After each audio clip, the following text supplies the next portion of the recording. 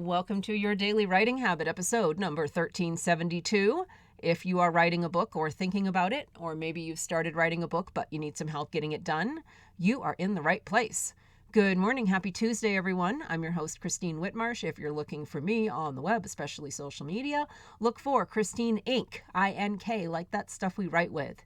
Each day, I'm sharing with you the writing habits I've learned over my 21 years as a ghostwriter, book coach, and author.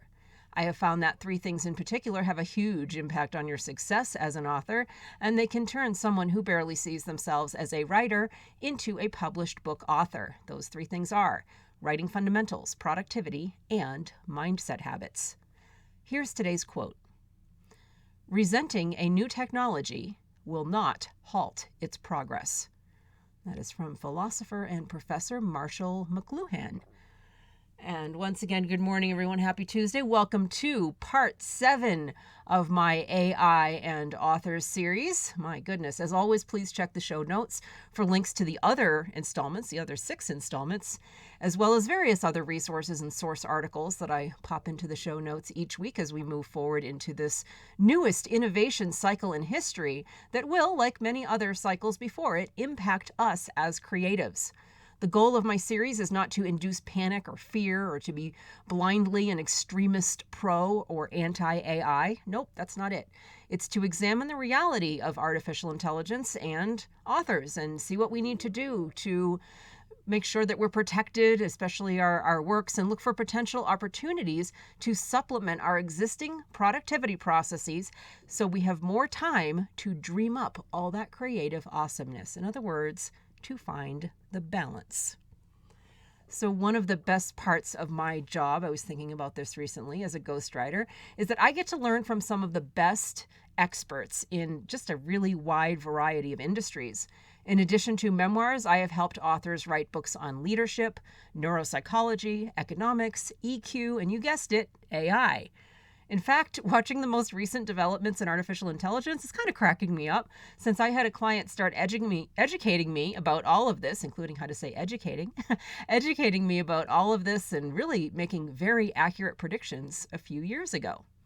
And something I've learned in my line of work, especially through the research element of ghostwriting, is to always consider the source and to dig much, much, much deeper than the headlines, especially when you see those dramatic attention-getting opinions, Be careful about getting caught up in those conversations and the emotions that are, in most cases, very much engineered into those conversations to get you to click.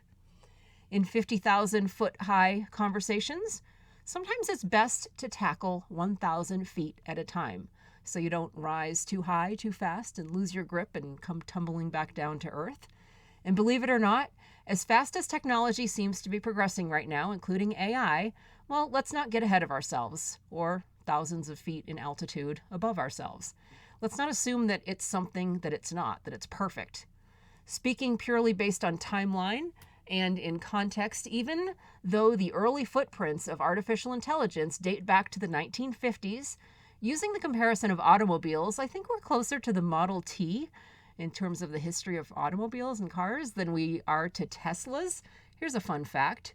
In the first summer after the Model T was released in 1908, 31 people were killed in car accidents in the city of Detroit alone. Most were victims of exploding gas tanks under the seats and razor shards of glass that were slicing and dicing those poor souls who were unfortunate enough to get ejected because, remember, there were no seat belts then. So the purpose of my colorful little analogy isn't to imply that AI is trying to kill us, although there were those Teslas that caught fire in garages on the west coast of Florida. It was last year after being waterlogged from the hurricane, but I digress. My point is this.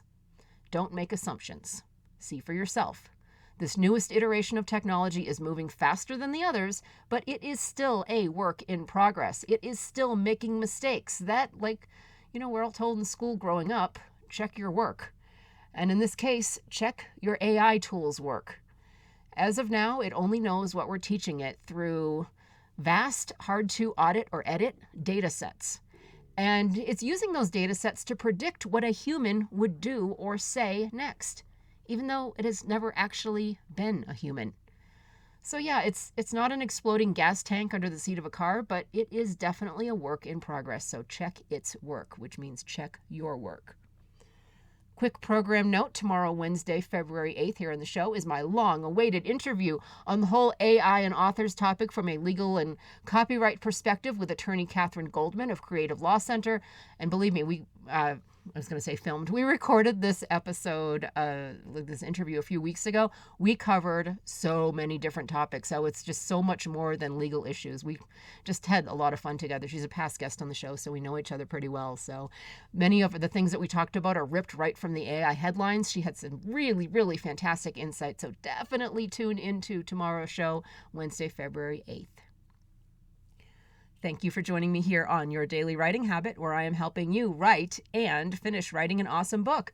I would be so appreciative if you could subscribe or follow wherever you happen to be listening to the sound of my voice and leave a review.